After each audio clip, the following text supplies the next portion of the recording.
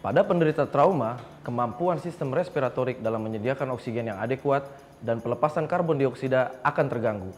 Ini dikarenakan, pertama, hipoventilasi akibat hilangnya penggerak usaha bernafas yang biasanya disebabkan oleh penurunan fungsi neurologis. Kedua, hipoventilasi akibat adanya obstruksi aliran udara pada jalan nafas atas dan bawah.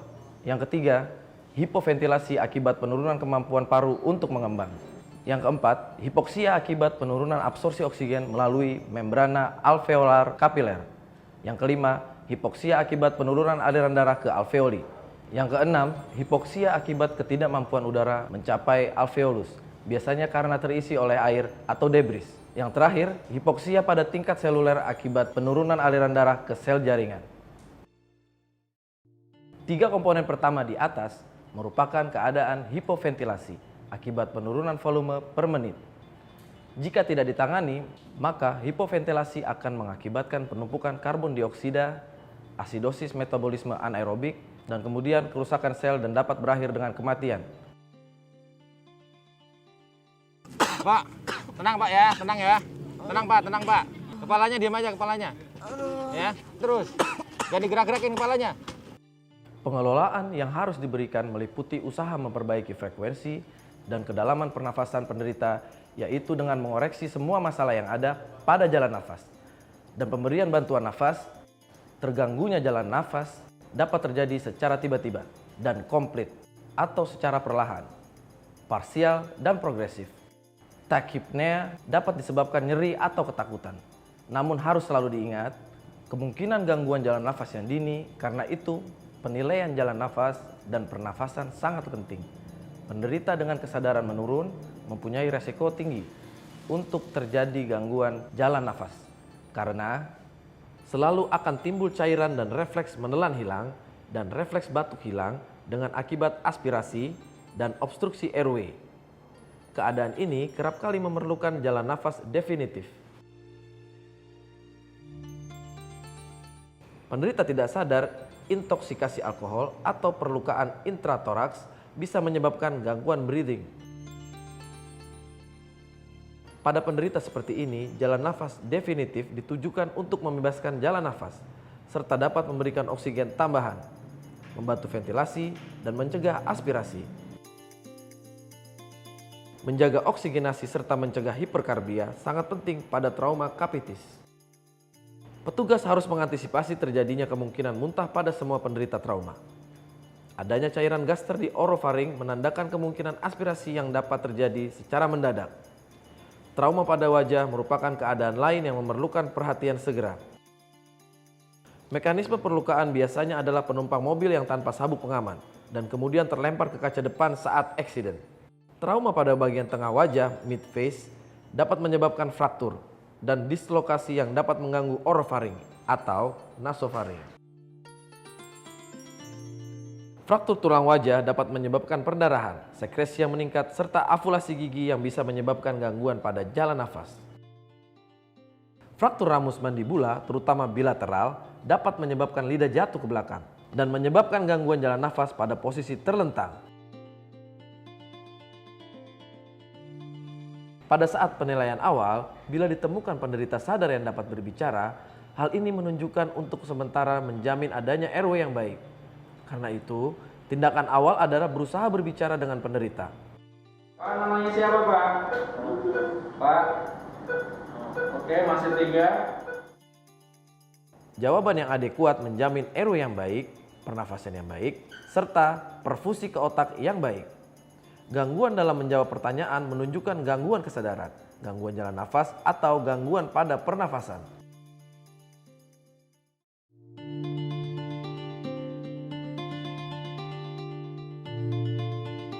Obstruksi jalan nafas merupakan pembunuh tercepat, lebih cepat dibandingkan gangguan breathing dan circulation. Lagi pula, perbaikan breathing tidak mungkin dilakukan bila airway belum paten.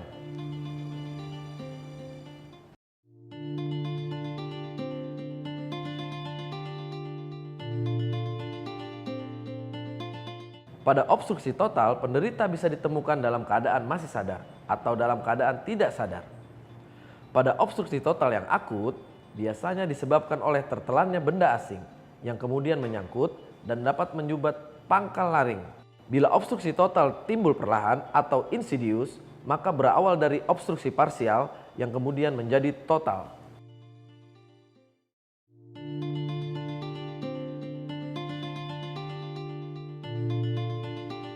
Foreign Body Airway Obstruction atau FBAO adalah sumbatan karena benda asing pada jalan nafas. Pada orang dewasa, kematian yang diakibatkan oleh FBAO jarang terjadi, tetapi penyebabnya dapat dicegah. Pada umumnya, FBAO pada orang dewasa disebabkan saat penderita sedang makan atau bermain. Kejadian tersedak pada penderita yang masih sadar biasanya masih bisa ditanggulangi dengan cepat oleh orang yang ada di sekitarnya. Mengenali sumbatan jalan nafas yang disebabkan benda asing merupakan kunci keberhasilan.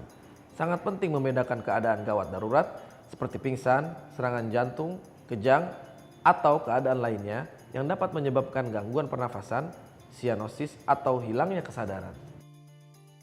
Tanda-tanda penderita yang mengalami FBAO adalah tampak kurangnya pertukaran udara dan meningkatnya kesulitan bernafas seperti batuk yang tidak bersuara, sianosis, atau tidak dapat bersuara dan bernafas. Penderita memegang leher yang menampakkan tanda umum tersedak. Segera tanyakan, apakah Anda tersedak?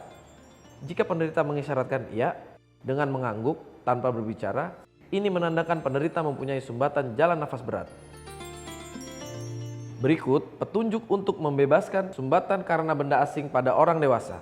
Pertama, lakukanlah Heimlich maneuver pada penderita sampai benda asing keluar atau penderita jatuh tidak sadar. Bila benda asing belum keluar dan penderita jatuh tidak sadar, bila benda asing terlihat, lakukan sapuan jari untuk mengeluarkan benda asing tersebut. Kemudian hubungi SPGDT lalu cek nadi penderita. Bila nadi teraba ataupun tidak teraba, lakukan RJP.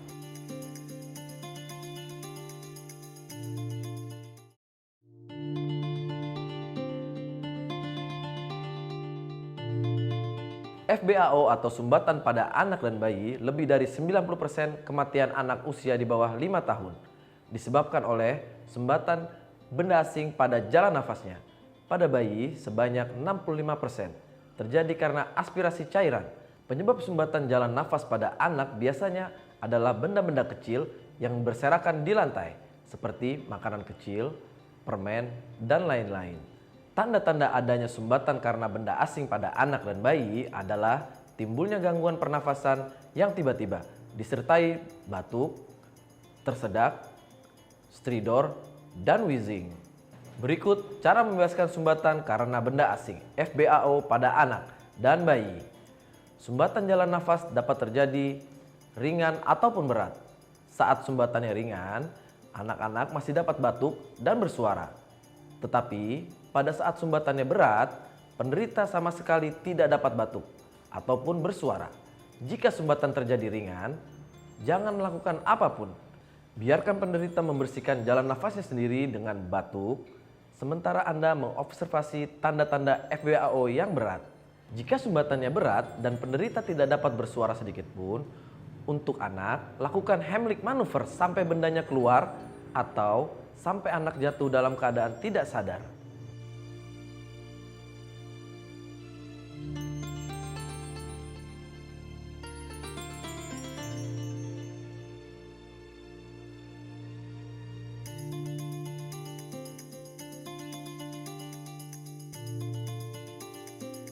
Untuk bayi yang masih sadar, lakukan 5 kali back blows diikuti dengan 5 kali chest thrust berulang-ulang sampai bendanya keluar atau sampai penderita jatuh tidak sadar.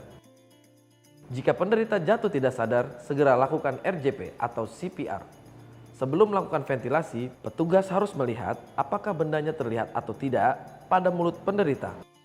Petugas tidak direkomendasikan untuk melakukan sapuan jari bila bendanya tidak tampak pada faring, karena dapat mendorong bendanya masuk ke dalam orofaring dan dapat menyebabkan kerusakan pada organ tersebut.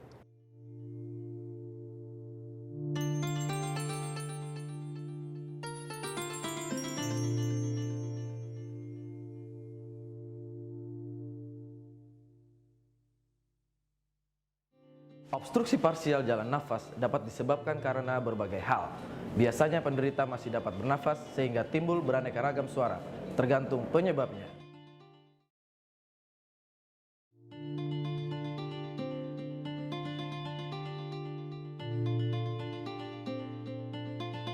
cairan berupa darah, sekret, aspirasi lambung dan sebagainya, timbul suara gargling, suara bernafas bercampur suara cairan.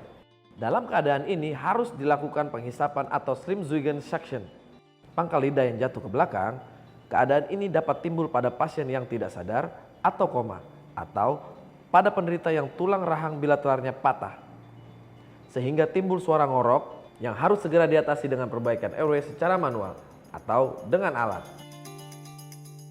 Penyempitan di larynx atau trachea dapat disebabkan edema karena berbagai hal seperti luka bakar, radang, dan sebagainya, ataupun desakan neoplasma. Timbul suara crowing atau stridor respiratoir.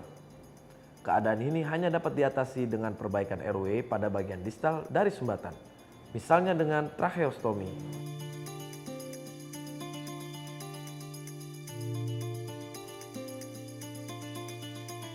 Pengelolaan jalan nafas, bila ada sumbatan jalan nafas, sudah jelas bahwa sumbatan tersebut harus diatasi. Walaupun demikian, dalam keadaan tertentu, misalnya penderita dengan koma, tetap dilakukan pemasangan alat jalan nafas. Karena sumbatan dalam keadaan ini adalah mengancam atau impending. Suction dapat dilakukan dengan catheter suction atau kateter lunak, soft, flexible tip, atau alat suction khusus seperti yang dipakai di kamar operasi, rigid tip, tonsil tip, atau Yankauer tip. Untuk cairan seperti darah, sekret, dan sebagainya dapat dipakai soft tip. Tetapi untuk materi yang kental atau sisa makanan dan sebagainya, sebaiknya memakai tipe yang rigid. Cara melakukan suction, bila memakai rigid tip, maka ujung tip harus selalu terlihat. Bila memakai soft tip, boleh melakukan suction sampai masuk secara berhati-hati ke belakang pangkal lidah. Bila memakai suction soft tip dan masuk ke arah nasofaring, harus selalu diukur jangan sampai terlalu jauh. Pada fraktur basis krani, alat yang dimasukkan lewat hidung selalu ada kemungkinan masuk ke rongga tengkorak. Bila penderita muntah dan nampak suction tidak akan menolong, maka kepala harus dimiringkan. Bila penderita trauma, maka jangan mencoba memiringkan kepala saja. Seluruh badan penderita harus dimiringkan dengan lock roll. Tanda objektif, obstruksi jalan nafas yang pertama adalah look. Lihat apakah kesadaran penderita berubah. Bila penderita gelisah, kemungkinan paling besar adalah hipoksia. Penderita gelisah pada trauma kapitis disebabkan oleh hipoksia, buli-buli penuh, nyeri dari tempat lain berupa fraktur dan sebagainya, dan trauma kapitisnya sendiri. Sianosis dapat dilihat pada kuku dan sekitar mulut. Perhatikan adanya penggunaan otot pernafasan tambahan. Yang kedua adalah listen.